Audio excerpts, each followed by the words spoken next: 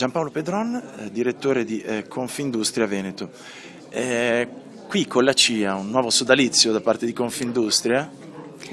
Ma oggi a livello internazionale, poniamola subito nel contesto della globalizzazione, non competono solo i singoli soggetti, ma competono i sistemi. Questa mattina abbiamo parlato di filiere e una delle più importanti filiere che esprime il nostro Paese e che esprime prodotti e servizi di grande qualità è l'agroalimentare.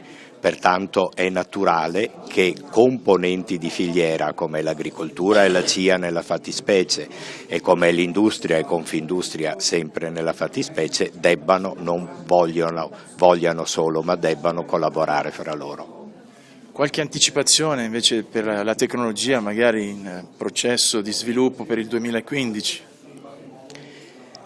Ma innanzitutto noi vorremmo creare, e l'abbiamo già progettata, questa piattaforma che abbiamo chiamato Portale Expo Veneto, dove è costruita attraverso i 4 temi dell'Expo, che vedono peraltro nutrire il pianeta, energia per la vita, i componenti appunto della natura essere protagonisti, costruire una possibilità perché le nostre imprese possano esprimere il meglio di sé attraverso l'organizzazione di eventi.